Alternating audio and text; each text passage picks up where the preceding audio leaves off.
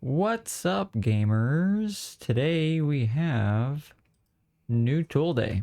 So, got a couple tools that I'm going to show you guys, and just unbox them real quick and take a look, and we'll talk about them. So, what do we have here? We have the Mechanic, what is it? IX5 Ultra preheating platform. This is for chips. So, we got graphics card, BGA chips. I don't know where my other chips at. I don't see it, but yeah, like memory chips, that kind of thing. So basically for reballing, and so we'll get to use this a little bit later down the road. And then we have this, I don't know if it's Relife or Relife, I don't know, but it's the RL6011 Mini, and this is a little clamp for chips. So we're going to take a look at the two of these real quick. We'll unbox them, and then yeah, we'll just play around with them a little bit. So be right back. All right, so first up we have the Mechanic IX5 Ultra, and we'll just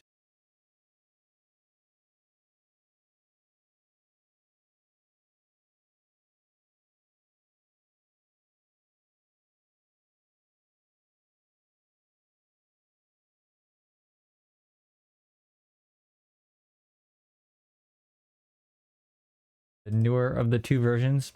I'm not sure what the difference is. They just revised it and they say this is the improved version. So, but basically, yeah, it's a little heating platform for your BGA chips, and you just put them on there, set your temperature, allow it to heat up. It has these little mechanical arms that you can use to keep your chips in place, keep them from moving around while they're heating up. And yeah, so we'll go over it real quick, and then we'll make a comparison to another heating plate that I have.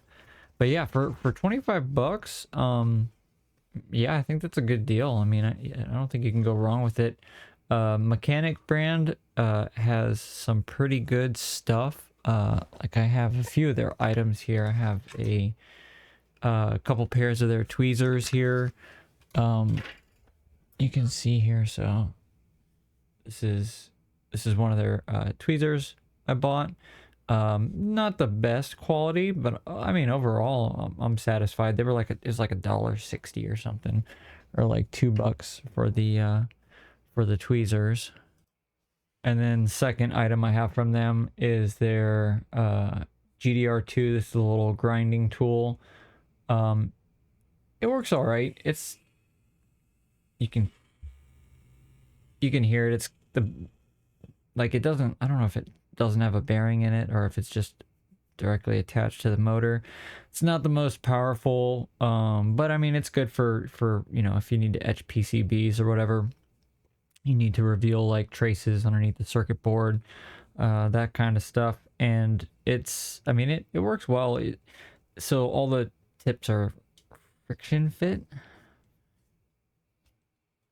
So yeah, so they're all friction fit. There's no like collar or anything on there. You just push them in, push it down, and then same thing when you go to remove them, you just pull them out. It's got a little battery level indicator. I think you push it hold. Oh no, this is for the speed. I'm sorry. Yeah, this is for the speed and the power. That was like 10 or 20 bucks. It's okay. It's not anything fancy. But the last thing I have that I wanted to show you guys is their Mechanic M35. This is it's called their Nano Flux Paste. This stuff is awesome. I'm sure it's probably not good for you. There's probably a ton of chemicals in there. It's probably the only way that they got it to be the way that it is. But it is crystal clear. I mean, it is the clearest flux. Here, I'll put it under the microscope for you guys. It is the clearest flux I've ever seen. I mean, it is just like, here, I'll grab a little thing here and I'll just put a little on there for you guys. Yeah, it is super clear, super low odor. I mean, it's like the odor is very low. It does not stink. It's not very stinky. It takes a lot of heat before you burn it. A lot of solder flux will burn pretty fast. It cleans very well. It wets well. It's good stuff. It's really, really good solder flux. So those are the few items that I have from mechanic. So that's why I bought this, because I figured I would add to my collection of mechanic tools. So it's a relatively well-known brand in China, and you know, I mean, it gets the job done. There are other brands that have similar quality, but this is one that I just have experience with, and their prices are reasonable. They don't ask a lot, which I'll show you compared to the second item that we have. So anyway, so yeah, just going back, hot plate, and yeah, so this is what you get. You have your screen right here, up and down arrows to control the temperature. It runs off AC. It's not like battery powered. It doesn't run off of USB-C or anything like that. You can see it's got a little circuit board with transformer and whatnot inside. Some of the positives about this device, it has, I don't know how thick the, where's my thing? Do I even have it? Yes, I do. I have it right here. Here, grab my calipers real quick. So, make sure they're zeroed. All right, so it's got a well, it says 4.4 now, but it's got a 4 millimeter thick aluminum plate, which is awesome, which means that it's not going to flex whenever you heat up a chip. So I have this tiny little one that I got. Now, granted, this one was, I want to say like 10 or 15 bucks. It's really cool. It uses USB-C. You can control the temperature. You can control like the ramp times and whatnot. I actually really like this heater, but it uses just a thin sheet of aluminum, and so when it heats up, once you get to like 200 degrees, it bows out like this, and so your chips, they don't, they don't heat evenly. I don't know if I need to like loosen the screws and try to bend it, but anyway, it's other than like doing, like maybe little memory chips or something like that, or maybe doing, like a little, I have a NAND flash right here, so maybe doing like a little NAND flash. I wouldn't use this for much else. Like I wouldn't use it for a massive core or anything like that. So it's good for some things, but when you heat up objects, the build plate flexes and bows out. So that's one thing that you won't get.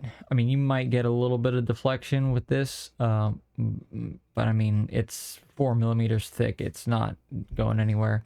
And then the other cool thing too are the the little handles here that you can use to pin down stuff, so you can actually put it on top of the PCB and it'll hold it. So that's pretty cool.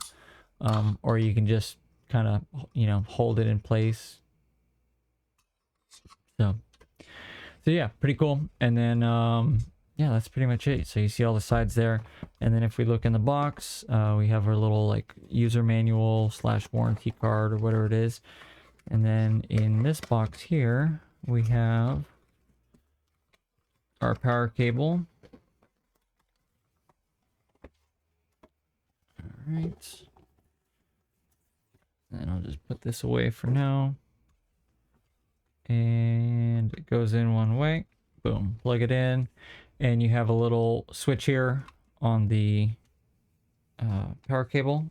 Just plug it in real quick. All right, so it is currently plugged in, and then we'll turn it on. There we go, perfect. So 110 degrees. Now, I don't know how well, like if it's calibrated or whatnot. Actually, I can take my thermal camera real quick and just plug it in. And then we'll go to, oh, is it not gonna, oh, I gotta, shoot, okay. Hold on, give me 1 second. I'll be right back. All right, cool. I got it going now, so we'll check it out. So I got my thermal camera here, and we'll just focus on it real quick. I'm not sure how to use it.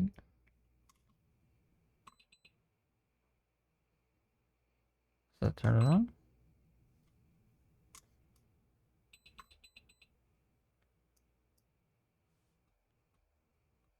Okay, yeah, now it's getting hot. All right, so there we go. And you can see it's heating up in the center. And it kind of moves outwards. I don't have a temperature, what do you call it? Like it doesn't show the actual like temperature number. Like it's not going to give me an accurate number, but right now I have it set to 130, I think it was on. And so we can see the plate getting hot here, and we'll just, let's see, there we go. So here we go. And you can see the element underneath. So if I hold it up a little more, there we go. So there's a little element under there, and then you can see it on the camera. So yeah, it's a pretty fast unit. It's already at 124, it says. So I'll take a look and I'll see how accurate that is. You know, I'm not sure, and it says it just jumped up the temperature. So, but yeah, so I don't know if that's accurate or not, but that's it. And then I think we press and hold both buttons to stop it.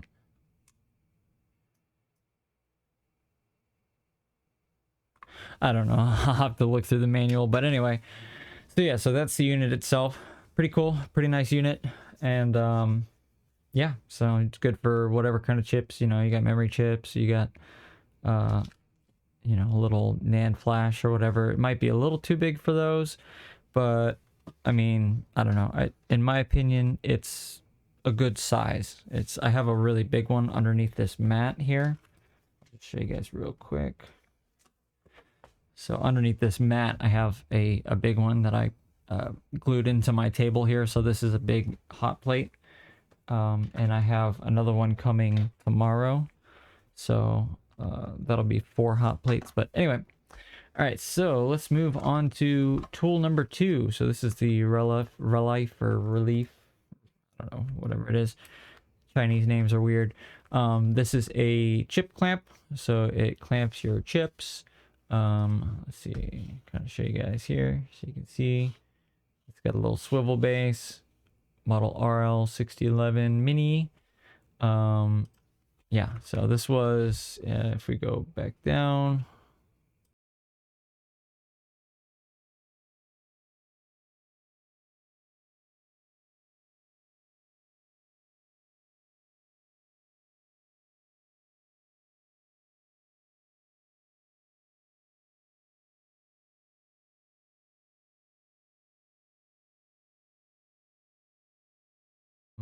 but you can get these a lot cheaper. You don't have to pay 25 bucks for these. I think I might have overpaid a little bit.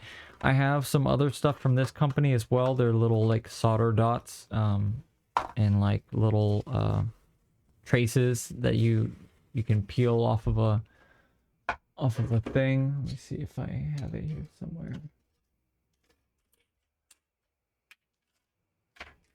I don't know, I got so much crap here. Yeah, I'm not sure what happened to it, but I have like a bunch of little solder traces that come on like a little plastic card, and this is the same company that makes those. So it's got this magnetic base, which is pretty cool. I like the magnetic base. I dig that. It's got rubber on the bottom, so you know, you're working on a chip or whatever. The only thing is, I don't know, maybe I might put some like grease in there or something just to slow it down a little bit so it doesn't spin as easily or as freely. Because if you're working on a chip or whatever you're soldering, you know, you hit it. I don't know. I don't know. We'll see. But yeah, so it's got these little jaws here, this little chuck, and it goes from side to side, so you can put chips in this side. Here, let's go back to the microscope real quick. So you have your chuck here, your jaw. There we go. And so yeah, so you have different sizes of chips, and then you have your metal blades here that also have different sizes. You have square, and then you have these little notches here so you can have a chip in diagonally. Um, and then yeah, you just got your little knob here so you can twist it. And it's made out of what is it? Like carbon, like composite carbon, but it's like tinted blue, I guess. So anyway, so let's try this out real quick.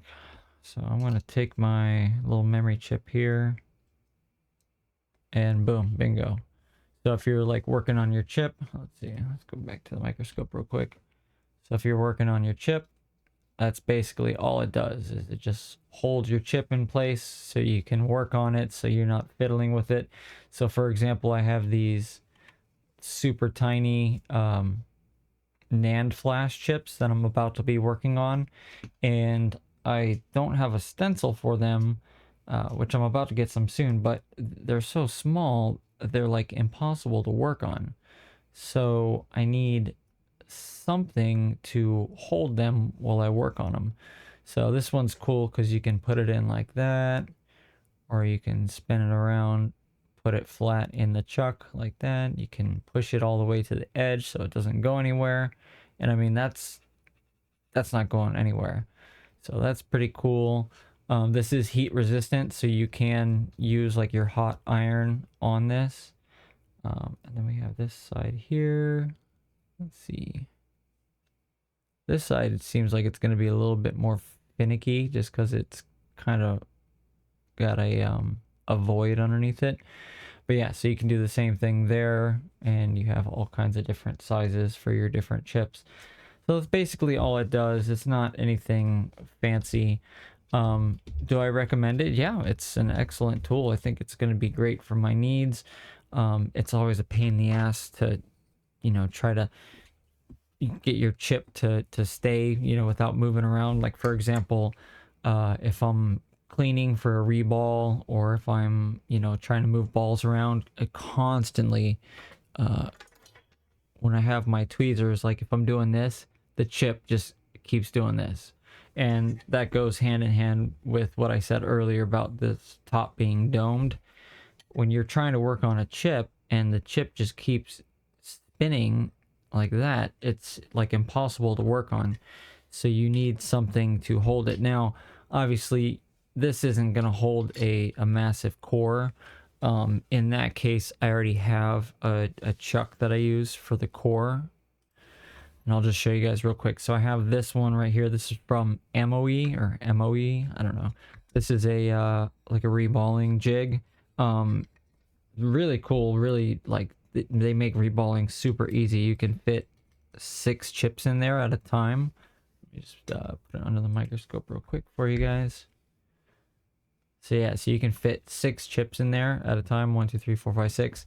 And then basically it's got a magnetic base underneath on the bottom, and this is universal. So you get different ones of these, and it's got a little slit here on the side for to shake the balls out if you're using balls. But yeah, just it comes with these little inserts, and you can either do paste if you want to do paste, or you can use it as a reball jig and put all your chips in here, do 6 at a time. Super cool. This was not cheap, but this is a professional tool for sure. And then I have this one here. This was 30 bucks on Amazon, and I modified it. So these sides here, and I'll show you guys real quick. So I ground off the edges. So here and here, and same thing on this side, here and here.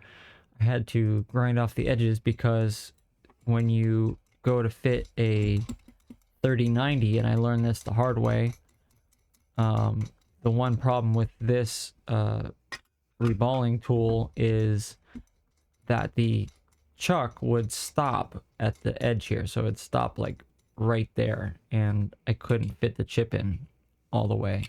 So what I did is I ground off the edges so I could get a little more space, because the grub screw goes that far.